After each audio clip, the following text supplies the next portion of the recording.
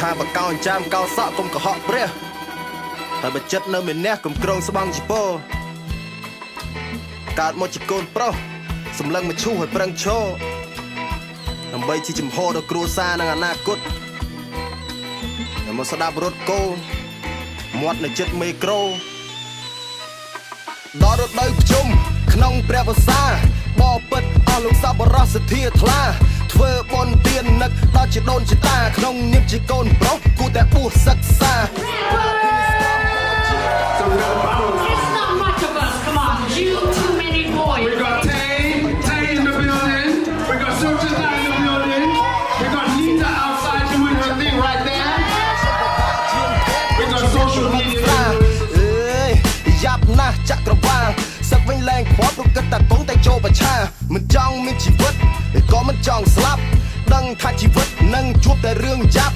ខួរខ្ញុំវាវល់បាត់ប្រកម្មតាមកាក់តែវាមិនព្រមសម្លាប់វាចង់ឲ្យរស់ទាំងឈឺចាក់អ្នកមកដៃតែគុំទៅសេបរោដែលនាំឲ្យខ្លួនពិបាកតែបើមានស្លេះជាប់តកតែខ្ញុំខ្លាចឲ្យនឹងប្រឹងខាស្ដោះទៅដល់អាបីក្នុងខោនឹងគេដែលវាកំសាស្ដាប់បរោខ្ញុំហើយវាដូចជាបានលឺខ្លែងស្រាកូនប្រុសរបស់ម៉ែក៏ជាកូនប្រុសរបស់ក្លាប់យ៉ាហែនដែរ Rap hip hop បណ្ដោះគំនិតកូនខ្មែរចែករំលែកចំណេះចេញពីទឹកចិត្តខ្ញុំចាប់ឲ្យជាប់មិនឲ្យល្បេះកូនប្រុសរបស់ម៉ែក៏ជាកូនប្រុសរបស់ក្លាប់យ៉ាហែនដែរ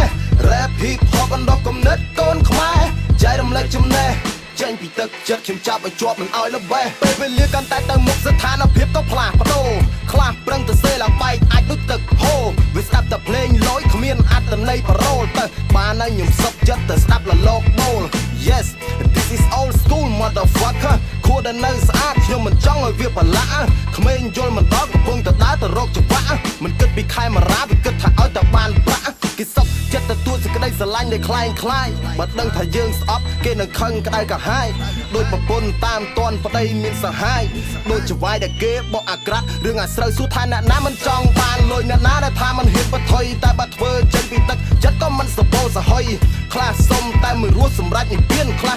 ស្ងាត់បំភាន់ទឹកចិត្តដើម្បីឈ្លានកំហឹងឈឹងឆ្ងាយអាចជាបងស្រីជាហើយ